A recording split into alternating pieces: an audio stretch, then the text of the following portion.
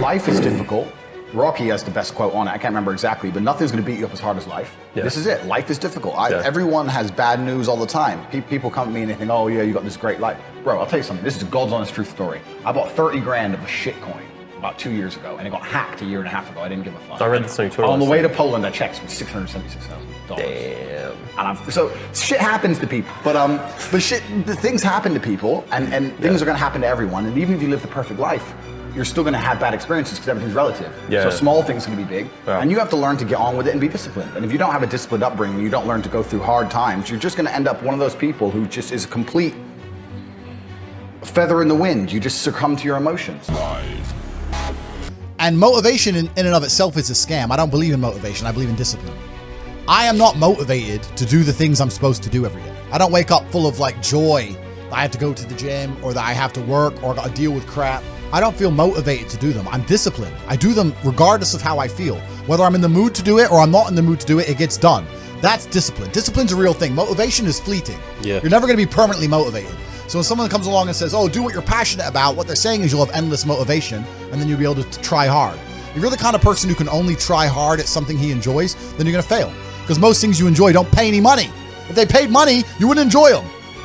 It's called a job. Right? Nobody likes their job. You like your hobby. I'm sure you like playing video games. Maybe 1%, 0.1% can make money from video games, right? Most people, you ain't ever going to make it. Yeah. Do you think the guy in China who owns a concrete plant is passionate about concrete? Do you think he's sitting there stroking it at night, naked in bed? Fuck no. It's money.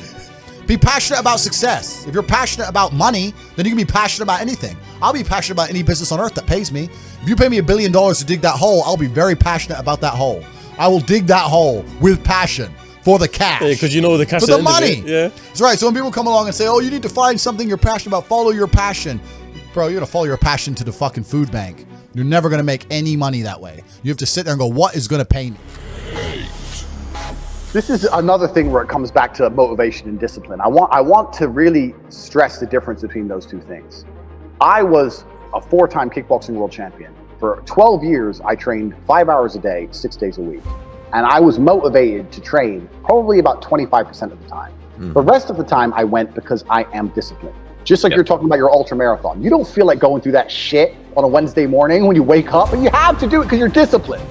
You're either a disciplined individual or you are not a disciplined individual. Like if you really wanted money, you would not do that.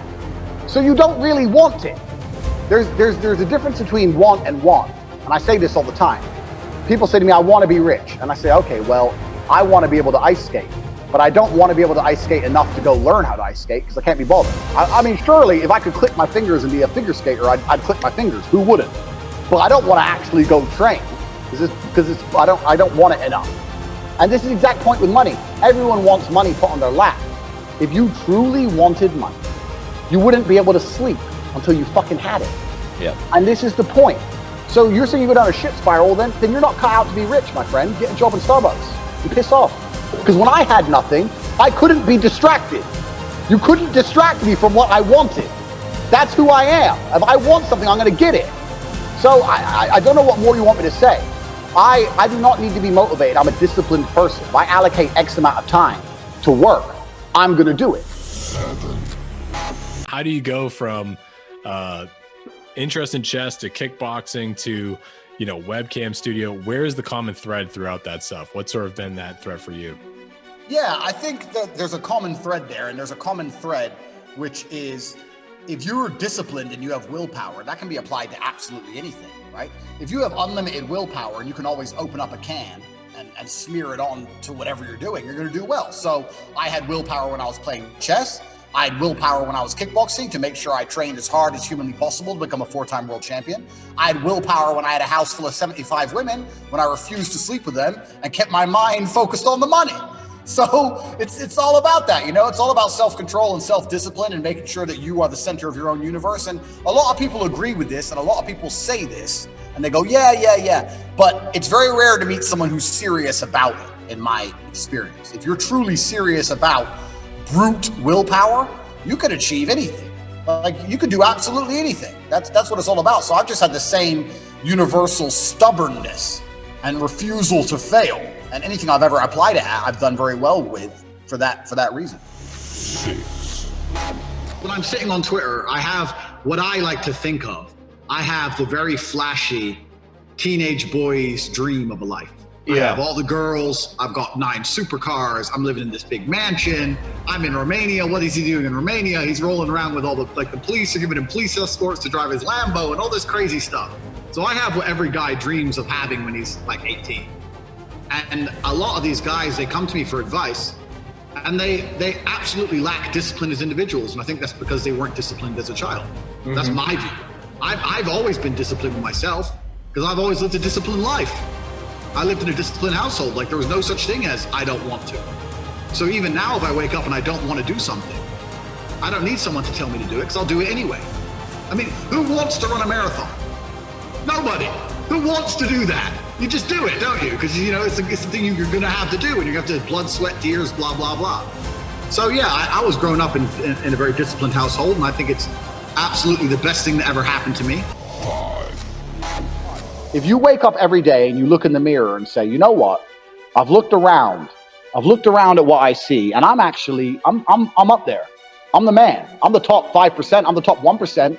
Like, who out there can do more than what I can do or lives better than what I do? You know what? I'm doing well. If you really believe that in yourself, then what's going to happen is you're going to feel motivated to prove it. This is the thing. It's very difficult. You have to have a mental disorder to have an ego with no justification. Those people have something wrong with them. But if you're going to wake up every day and work your ass off and make money and buy cars and train and be in fantastic physical shape and do all these things to prove your ego, so when someone comes along and goes, well, what's your problem? You say, I ain't got a problem. My life's good. Then you're going to have a very fantastic life. Why would you train or work hard if you don't have an ego? If you don't have an ego and you're not all about me and what I am and who I am, why would you even care? People without ego are the lazy people. Oh, I'm fat, but I don't care. I don't have a nice car. I don't care. I love myself way too much to be broke or fat because I'm me. So my ego is the absolute motivator. If someone comes along and goes, I have no motivation, then you have to say, okay, you're very, very happy being average. Why is that? The problem with RedPill, true RedPill, is that you have to take on a whole bunch of personal responsibility. People absolve personal responsibility every chance they get. If you want to be truly RedPill, you have to be personally responsible for a lot of shit. You got to be like, okay, I understand how women work, so I need to get in fantastic shape. I need to get my finances together. I need to have an iron frame. I need to not chase a chick if she gives me attitude. I have to tell a girl to fuck off for the smallest indiscretions, or I'm not going to train her to behave herself around me. You got to have a lot of mental discipline to truly understand RedPill. And I don't think people have mental discipline. That's the truth. Yeah. I think a lot of people lack it. And this is why Blue Pill exists. If you believe in the fairy tale, you don't need mental discipline. I don't need to get in shape. I don't need to be a man of value. I don't need to do X, Y, Z, all these hard things because I'll meet a girl and we'll just click. I think it's just a lot of it's just absolving responsibility. Mm-hmm. Just take on a red pill mindset. You have to be responsible for your shit. Yeah, blue pill thinking is magical thinking. Training for a fight. Fuck any other sport. Every other sport. I don't care if you play football. I don't care if you do tennis. I don't care if you're whatever, dancing, gym, fitness, whatever you do. You don't have a clue what discipline is until you train for a fight. Training for a fight is much harder in every way. So you learn a whole bunch about yourself from a discipline point of view. It's just I can't explain it. I've learned so many little life lessons from my fight career, and you learn, most importantly, to not feel sorry for yourself. Wow. You learn that in life there's winners and there's losers. Mm-hmm. And you also learn, most importantly, that excuses, like I've said before, don't matter. If I lose a fight, I'll tell you the story. I retired. Mm-hmm. I came back 2 years later, and I fought again, and I lost the fight. And I lost the fight because I got poked in the eye in the first round, and I couldn't fucking see properly. Now, when I tell people, oh, I lost that fight because I got poked in the eye, it was an accident, da-da-da-da. No one cares. Everyone goes, oh, you lost, yeah? Okay, cool. Yeah. That's it. So you learn that excuses don't matter.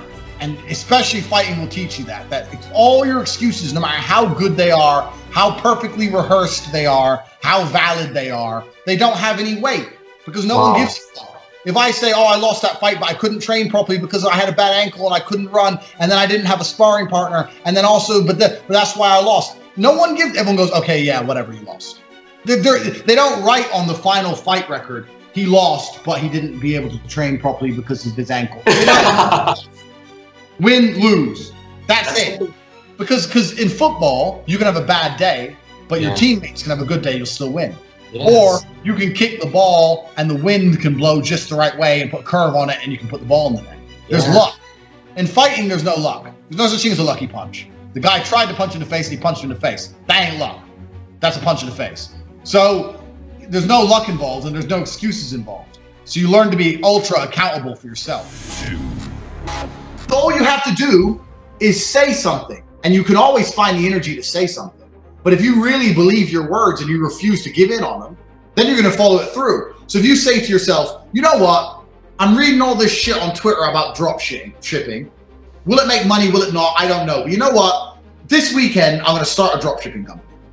If you actually say it, and then you're like, okay, well, I've said it now, so I have to do it. And Saturday comes around. Even if you don't want to do it, even if you're not in the mood, whatever. But because you found the motivation to previously say it, and you're not the kind of guy who lies to himself, you're not a coward. Like, I'm not full of shit. I mean what I said.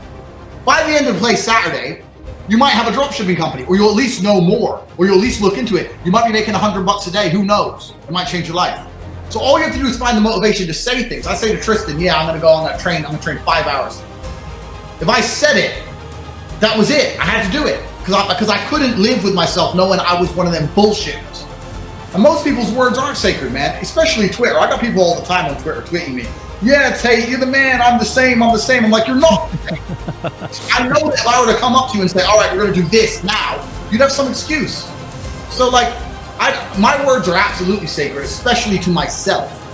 And that's why I'm very careful with what I say, because like I said, if I threaten someone, even if I don't want to do it anymore, I have to do it. Because I won't lie to myself. I won't betray myself. And that allows you to start thinking a lot more carefully about what you say.